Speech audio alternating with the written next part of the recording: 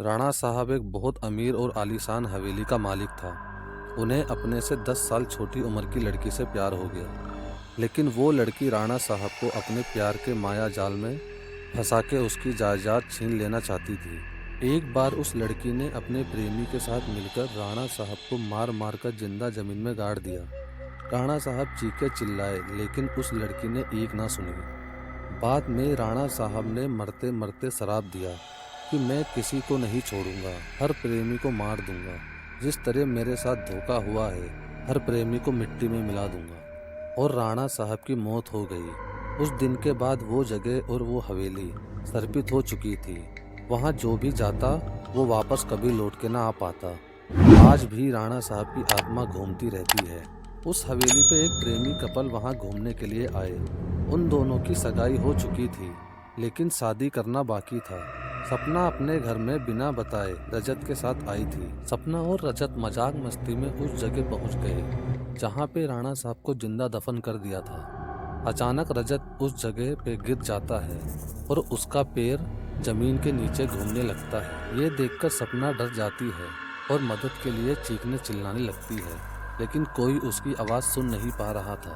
सपना जब उस हवेली में मदद के लिए जाती है तो वहीं उसे किसी के रोने की आवाज़ आती है।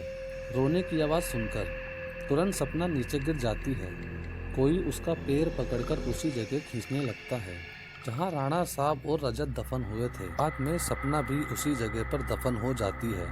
कुछ दिन बाद सपना जब अपने घर नहीं पहुंचती है, तब उसकी बहन सलोनी अपने पति समीर और कुछ मित्रों के साथ उसे ढूंढते ढूंढते उस हवेली पे पहुंच जाते हैं। जब वो सब उस हवेली पर पहुंचते तब समीर को पता चल गया कि यहाँ पे किसी बुरी आत्मा का वास है।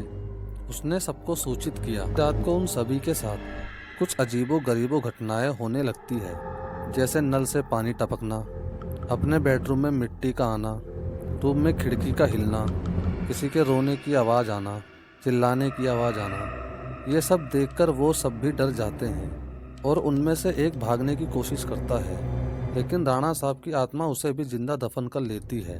दूसरे दिन जब उन लोगों को पता चलता है कि उनका एक साथी गायब है, तब वो लोग और भी डर जाते हैं।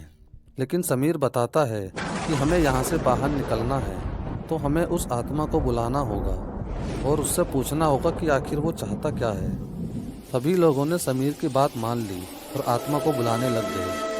समीर ने एक रूम में सभी तैयारी कर ली। समीर ने तंत्र मंत्र से आत्मा को बुलाना शुरू कर दिया। कुछ ही देर में तेज हवा और बिजली के साथ राणा साहब की आत्मा रूम में आ गई। समीर ने उस आत्मा से बात की। आखिर तुम चाहते क्या हो? लोगों को क्यों मार रहे हो? कौन हो तुम? राणा साहब की आत्मा ने कहा, निकल जाओ यहाँ से, मैं किसी को भी नहीं छोड़ूंगा, सब मारे जाओगे। जो भी यहाँ आए सबको मार दूंगा। इतना कहकर वो आत्मा चली गई। वो लोगों ने बाद में सपना की आत्मा को बुलाया और पूछा आखिर उसके साथ क्या हुआ था। सपना की आत्मा ने उन सभी लोगों को सारी हकीकत बता दी और बोली, मुझे राणा साहब ने जमीन के नीचे दफन कर दिया है, प्लीज़ मुझे यहाँ से निकालो। सलोनी ने अपनी बहन सपना से पूछा, राणा साहब की आत्मा को कैसे मारा जाए। सपना ने बताया कि जहाँ राणा साहब ने हम सबको दफनाया है, वहाँ पास में माता जी का त्रिशूल है। उस त्रिशूल से राणा साहब की आत्मा को मारा जा सकता है। इतना कहकर सपना की आत्मा वहाँ से चली गई। समीर, सलोनी और बाकी दोस्त लोग उस जगह पर गए जहाँ राणा साहब को दफनाया गया था। राणा साहब की आत्मा ने उन सभी लोगों को त्रिशूल के पास जाने से रोका, लेकिन सलोनी किसी तरीके से त्रिशूल के पास पहुंची और उसी त्रिशूल से राणा साहब पे वार कर दिया। कुछ ही देर में राणा साहब और उनके साथ सभी आत्माओं को मुक्ति मिल गई।